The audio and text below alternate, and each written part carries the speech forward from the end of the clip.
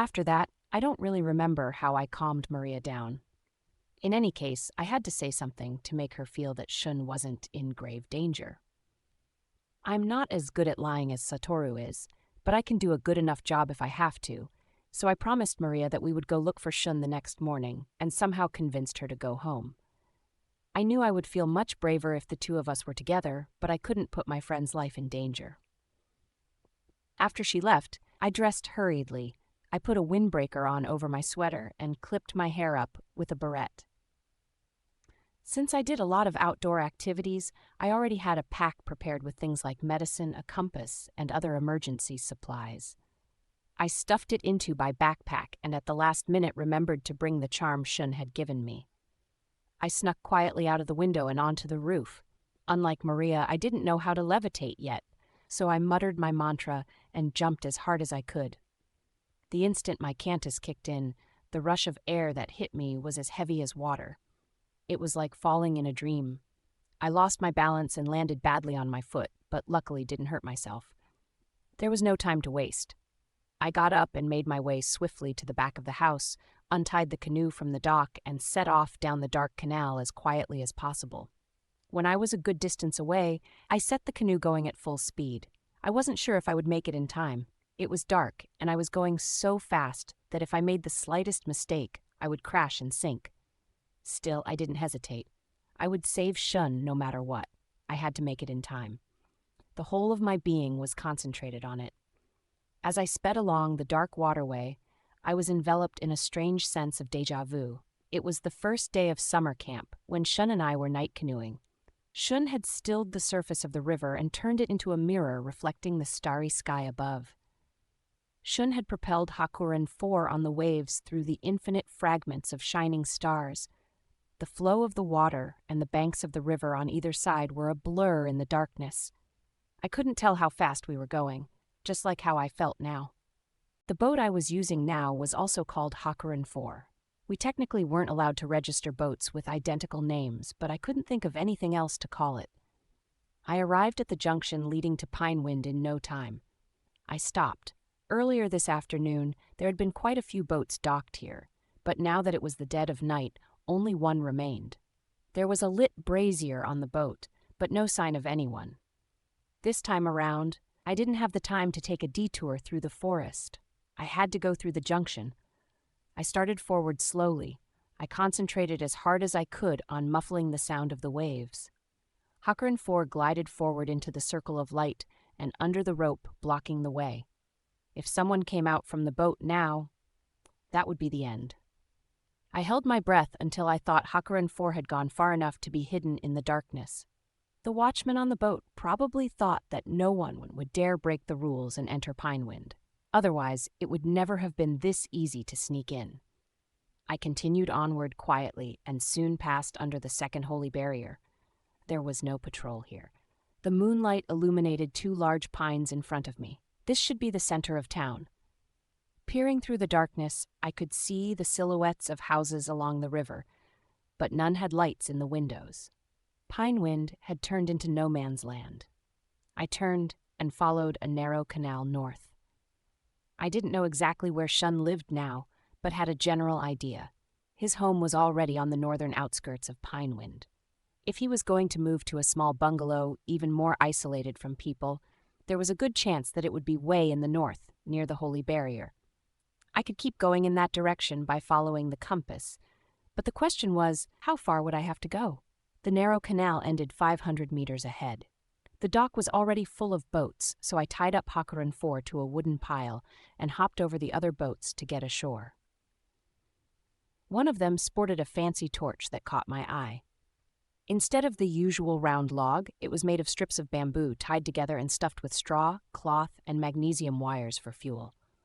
I lit it with my cantus, and it flared to life, illuminating everything around me in dazzling light. I wasn't familiar with the geography of Pinewind and didn't know where exactly I was now, but turned and headed north. As I walked, the torch revealed what appeared to be a long-abandoned ghost town. Pinewind had been evacuated not too long ago, yet the streets were filled with trash and bits of wood, and the buildings were rotting away. but the creepy vibe of the town was interrupted with an even more unsettling feeling. The light of the torch was so strong that everything outside its circle of illumination was pitch black. I had no idea what I was walking into. On the other hand, anyone could see me coming from miles away. The logical part of my brain told me that keeping the torch was dangerous, but the primal part said that light meant safety. I tried dimming the flames, but it was too difficult to control. I could either put it out entirely or let it burn at full force. I looked at the branches littered at my feet. If I gathered these and lit them as I went along, then I would always have a small source of light. Thinking that I should have done this right at the beginning, I put out the torch. Everything plunged into darkness. Red and green afterimages flickered in front of my eyes. I lit one of the branches. A huge black cat stood in front of me.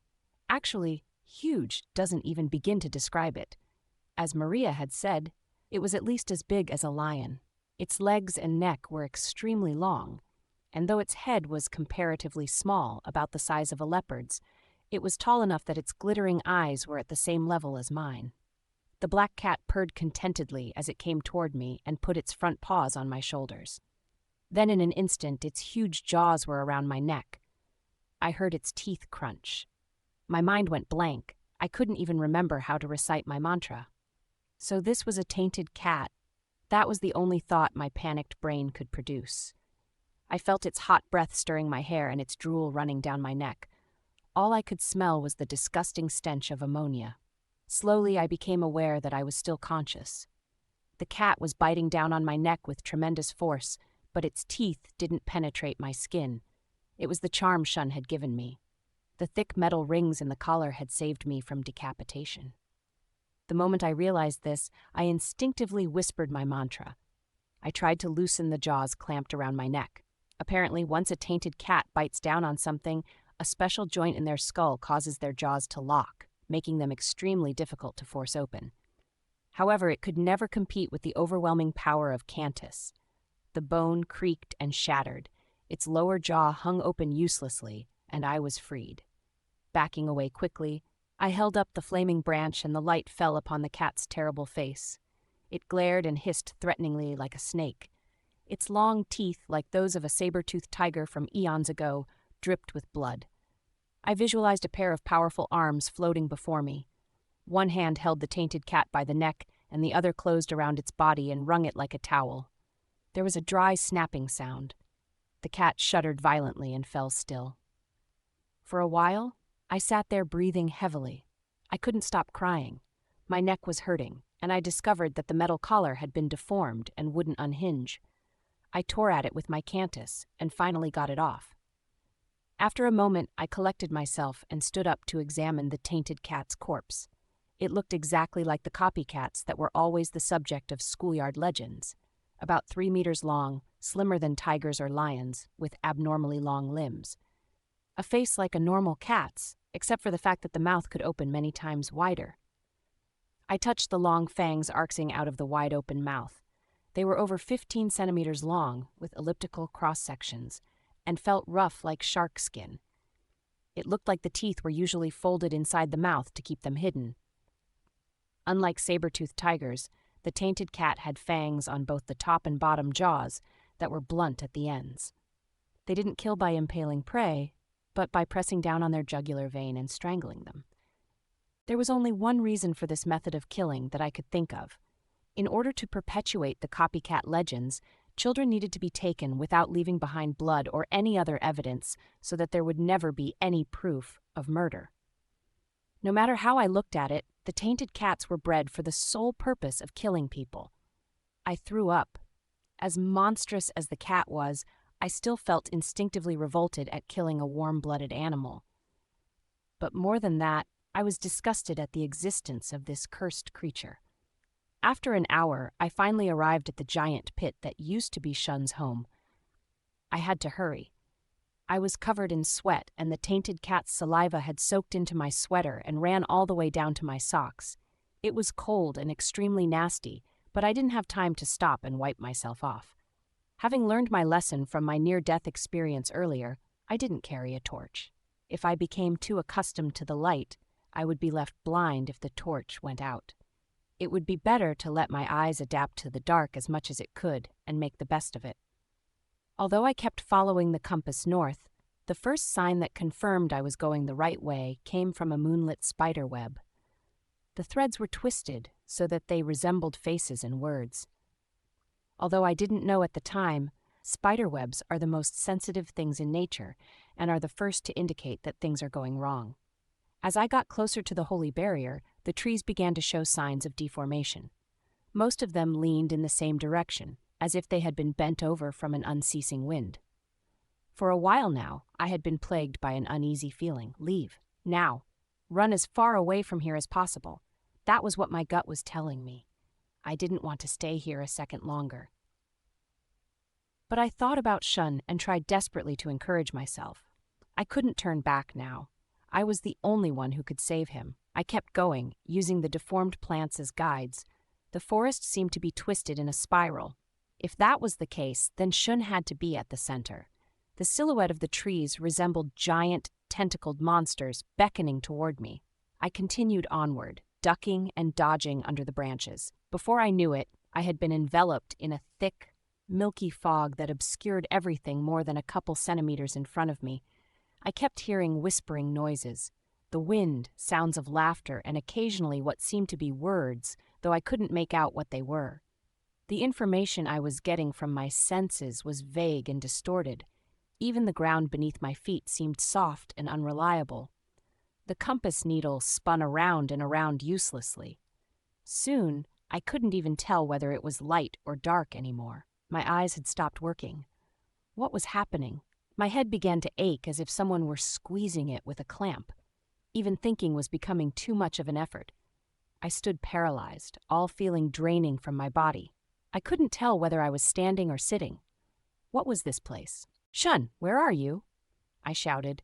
My mind cleared for a moment when I heard my own voice, but it soon clouded over again. Just as I felt my consciousness fade away, I heard a voice. "Saki, what are you doing here?" "I don't know. I don't even know where." The mist suddenly vanished as if it had been sucked away and the ground returned to its familiar solidity. "Shun!" A young man stood 20 meters ahead, wearing the purity mask that the Shinshi wear during the demon-chasing festival. But the voice was unmistakably Shun's. "You shouldn't have come. Go home, Saki." I shook my head. "Look at this," he pointed at the ground. At first it was too dark to see, but then the ground began to glow softly, and I saw that it was covered with writhing insects. All of them were deformed. Moths of all sizes unable to fly because of their wilted wings and bulging abdomens. Beetles with the legs on one side of their bodies elongated as if on stilts, stumbling around in endless circles. And centipedes with their front and rear ends fused together so that they were literal rings. "If you don't want to end up like this, leave now." "No," I said stubbornly. "Tell me what exactly is going on. I won't move an inch until you do." "Don't be stupid," Shun said sharply. "I'm fine with being stupid. I came all the way here to rescue you." "A tainted cat almost killed me along the way," I said in a choked voice. "You met a cat?" "Yeah. I was saved thanks to the charm you gave me, but there's probably another cat around." "I see." He took a deep breath. "Fine. 10 minutes. You can stay for 10 minutes and I'll explain as much as I can. But you have to leave once time is up." I couldn't stand here and argue with him forever, so I nodded. Suddenly the area was lit as if by a spotlight. I looked up and saw that the aurora filled the entire sky. A curtain of pale green hung across the sky, blended with ripples of red, pink, and purple light. "How? Shun, are you doing this?" I knew that the aurora only appeared at the north and south poles. Although I didn't understand how it worked with solar wind and plasma and whatever, I could tell that pulling off a stunt like this was something not even Shisei Kaburagi could do. I would have to break our promise if a tainted cat attacked us while we're talking.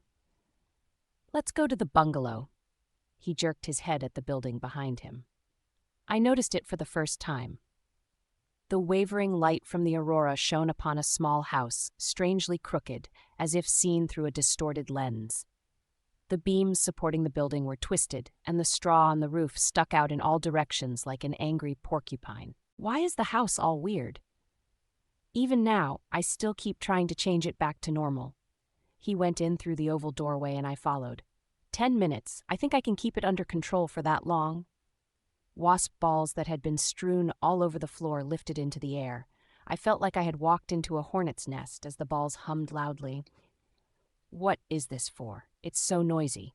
It can't be helped. Bear with them for now. Shun crossed the dingy room and sat down at a large wooden table.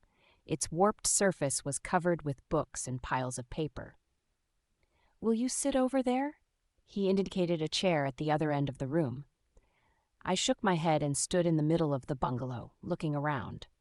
Everything was deformed in some way, even things made of what were supposed to be sturdy materials like wood and stone.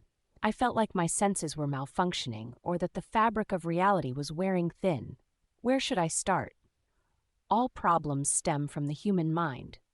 I frowned, completely lost as to what he was talking about.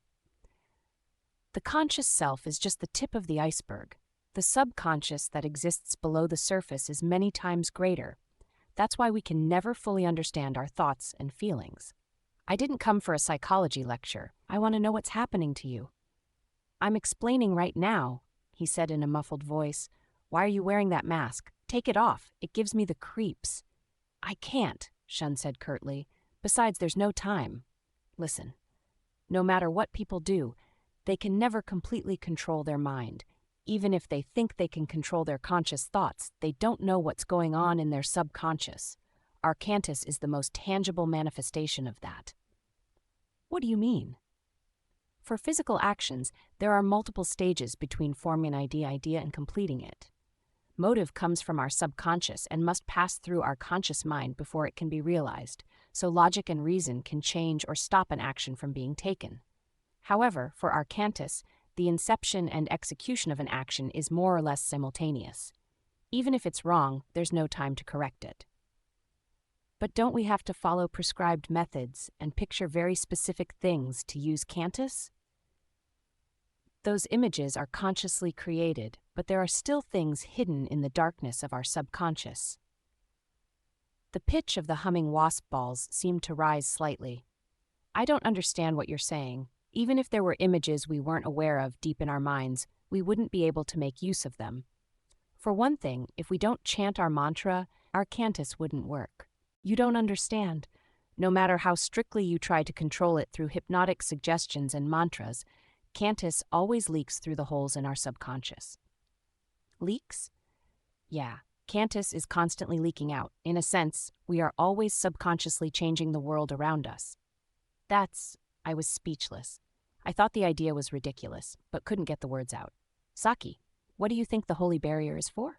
Do you think it can protect us against threats from the outside? I don't know. What do you mean? I was totally confused.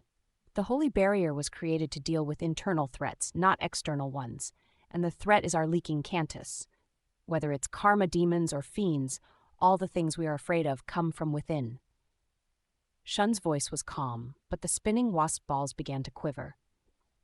Of course, the power that leaks out is feeble and won't wreak havoc overnight, but if we are continually exposed to these thoughts, there's no telling what the result will be.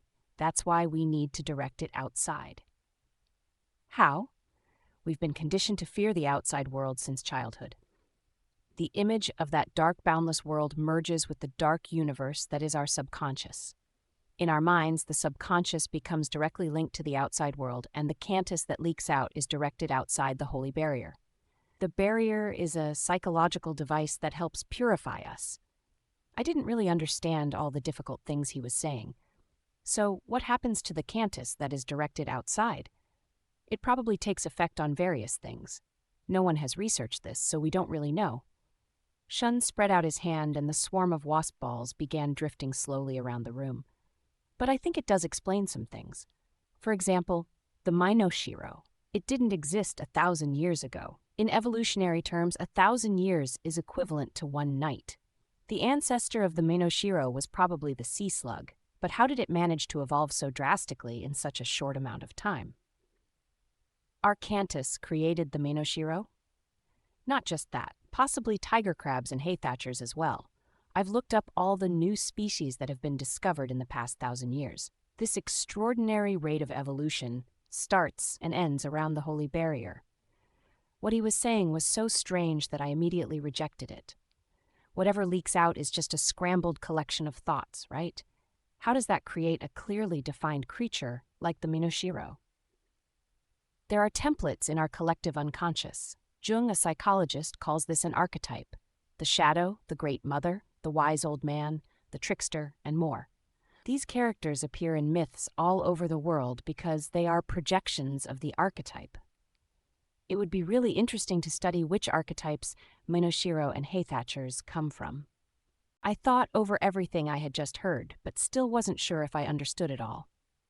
I don't know whether you're right about all that or not, but to be honest, I don't care. What I want to know is what's going on with you. Shun was silent. You.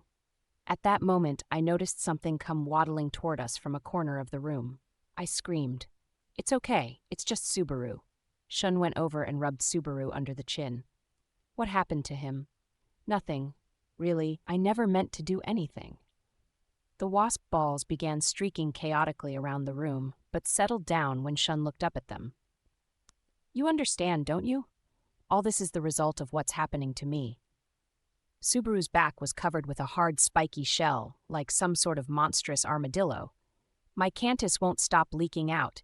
It's growing in intensity and I'm becoming less able to control it. My unconscious is running wild, causing extreme leakage of my cantus, which wreaks havoc on everything around me. This is what Hashimoto Applebaum syndrome is. I've turned into a karma demon. That can't be. You're lying, I shouted. Unfortunately, it's true. Shun picked up Subaru, being careful not to touch the spikes on his back. All the books here are Class 4. Knowledge that was supposed to have been consigned to oblivion. Usually, they're stored in a secret room in the basement of the library. Your mother went out of her way to lend them to me. She did? Reading these books is the only way to learn what it's like to turn into a karma demon. This is all we know. The dusty books all had the Class 4 seal burned into the covers. Class 4 was divided into 3 subcategories. The first was bewitching, short for bewitching words. The second read disastrous. And the most dangerous third category read catastrophic, meaning divine catastrophe, transgression, worse than death. In return for lending me the books, I also have to record my own experience. After all, I'm just the most recent case. Don't say that. What about treatments? Isn't there any way to cure you? There aren't any now. Shun put Subaru down. The little dog waddled toward me. They used to think that Hashimoto Applebaum was related to schizophrenia, but that's been disproven. If anything, it's closer to having panic disorder, he said indifferently, as if talking about a stranger. If reality were an absolute, unchanging thing, then delusions and irrational fears would be curable. But since anxiety warps our perception of reality, there's nothing that can be done. The negative feedback caused by the discrepancy between delusions and reality creates a vicious cycle. What's even worse is that all this occurs on a subconscious level, making it impossible to deal with. Can't we seal your cantus? Sealing it only prevents you from consciously using your power. It has no effect on the unconscious mind. Still, I thought that maybe having a mental restraint would lessen the leakage, so I had Head Priest Mushin seal my cantus. It was ineffective.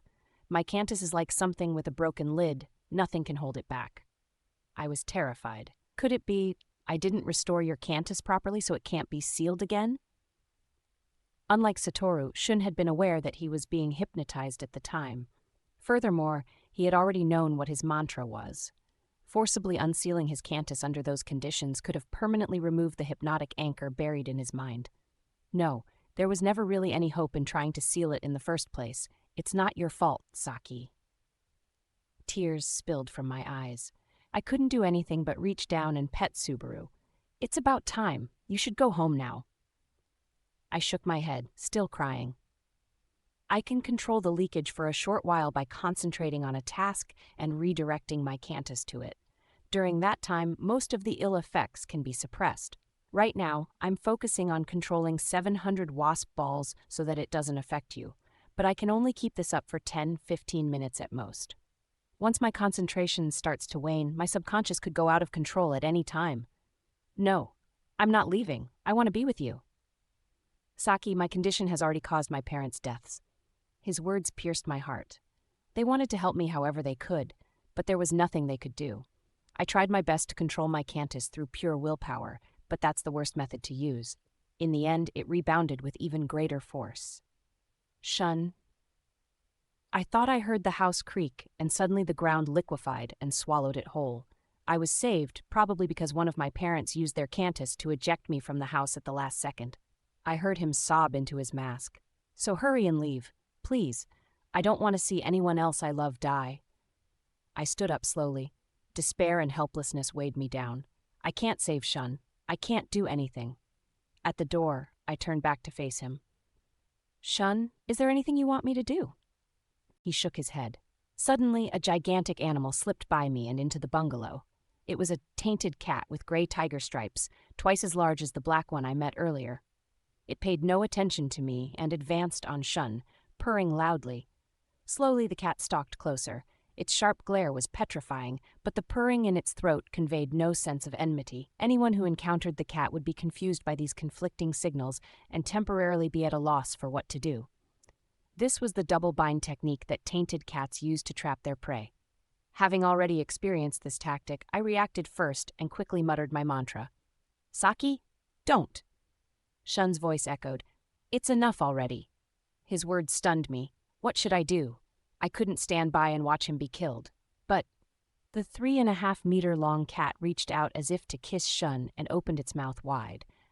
I was about to release my Cantus. At that instant, Subaru leapt forward with a terrifying howl. The tainted cat glanced at Subaru and brought its right paw up to meet him. Its razor-sharp claws cut into Subaru and blood sprayed everywhere. But thanks to the hard shell on his back, the wound wasn't fatal. Subaru didn't falter for a second and went straight for the cat's throat. It dodged with startling agility, but Subaru still managed to sink his teeth into a leg more than 10 times his size. Even now, I don't understand what happened. After generations of selective breeding, bulldogs should have completely lost their violent tendencies. The Subaru I knew was always aloof toward other dogs and never went beyond barking or occasionally baring his teeth at them. You could almost describe him as being sullen. So what was going through his head at that moment? What had happened to suddenly reawaken in him the bloodthirsty nature that his ancestors were known for? As he viciously attacked an animal that, in all probability, was going to kill him, I remembered the legends that named bulldogs the strongest fighting dogs that would take on animals many times their size. Subaru clamped his jaws tightly and shook his head from side to side. His upturned nose made it possible to breathe no matter how deeply he buried his teeth into enemy. The tainted cat yowled with pain, but as a beast created to hunt humans, it had been endowed with more cunning than normal animals. It deftly flipped Subaru over with its other paw and held him down on his back. "Stop!" I screamed. Razor-sharp claws came slashing down on Subaru's soft belly. Everything that happened next seemed extremely surreal. The cat flew up to the ceiling, legs spread wide like a giant flying squirrel. All 18 of its claws were extended and its fangs were bared in a furious hiss, but its body was as stiff as if it had been crucified. 1,000 sparkling crystals appeared out of thin air and covered the cat completely. The crystals melded together and turned into a half-transparent, shining jewel. The tainted cat vanished. Air rushed into the vacuum it left behind and created a small whirlwind. What in the world did Shun do? All I could think of was that he had transported the cat to a different dimension. Moving something without touching it probably meant surpassing the laws of physics. However, under normal circumstances, we are unable to manifest anything we can't picture in our mind. In the short time since the door to Shun's unconscious had opened and turned him into a karma demon, he had acquired skills beyond any Cantus expert's level. I realized that Shun was kneeling beside Subaru's corpse. Poor thing. He had already stopped breathing. The floor was covered with blood. The cat had split Subaru open from stomach to heart in a single stroke. Shun. I crouched next to him. He tried to save me, despite how futile it was, Shun said quietly. I tried to leave him behind so many times, but he kept following me. No, perhaps I was the lonely one. I'd be all alone without Subaru. He rubbed Subaru's chin. I should have made my decision sooner. If I hadn't been so indecisive, Subaru wouldn't have had to suffer like this. It's not your fault, I said vehemently. It wasn't the cat's fault either. It's here simply because it was ordered to end my life. I've taken too long to decide on what I should have done. Shun pointed at a cupboard on the wall. There's a bottle of pills in there, filled with different types of poison. They gave it to me before I came here. Don't you think it's a cruel parting gift? So that was how the adults handled Shun's situation, by making him end his own life? The thought didn't surprise me. Maybe I had been exposed to so much shock in rapid succession that I was now numb. I'm glad you didn't take any. You should throw them all away. I took them all. But they didn't work. It was too late. I guess it's easy to change poisons on a molecular level. Though I was surprised when even arsenic couldn't kill me. It seems like my shadow, the part of my unconscious that doesn't want to die, is capable of altering even basic elements. I put my hand on Shun's. I think it's coming, he said to himself. What is? Saki, hurry and get out of here. He drew his hand away and stood up. The house gave a loud thump. The wasp balls rose high in the air, vibrating intensely, then clattered to the ground. It's the same as that time, when my house was swallowed up. Isn't it funny? It's almost like the spirit of blessing, but instead of blessing you, it brings death. He pushed me from behind. Hurry. I tried to resist, but he overpowered me. I'll put an end to it now. I've had enough. Before my eyes, the walls began to warp and shake. What looked like bubbles appeared and burst one after another. It was a chaotic scene. My head began to hurt again. Saki, Shun said quietly as he pushed me out the door. His mask started melting even though there was no heat. I've always loved you. Why are you saying this now? Shun, Goodbye. The next second, I was hundreds of meters above the ground. I looked down at Shun's bungalow in the moonlight. There was only a deep crater. The earth around the crater started caving in. The air was filled with a low rumbling and sharp snapping sounds as trees were ripped up by the roots. This apocalyptic scene slowly grew farther and farther away. I realized that I was flying backwards in a large arc. A strong wind buffeted my clothes this way and that. It blew away my barrette and my hair trailed out in front of me in the night sky. If I just crashed into something and died, that wouldn't be too bad. With that thought, I closed my eyes and opened them again. Shun had saved me with the last of his strength. I had to live. I turned to face forward. The wind stung, but I didn't close my eyes. My tears were blown away behind me. It looked like I would land in a wide, grassy plain. I wondered if Shun had had this destination in mind when he flung me across the sky. Slowly, the ground grew closer and closer. Slowly, as if in a dream.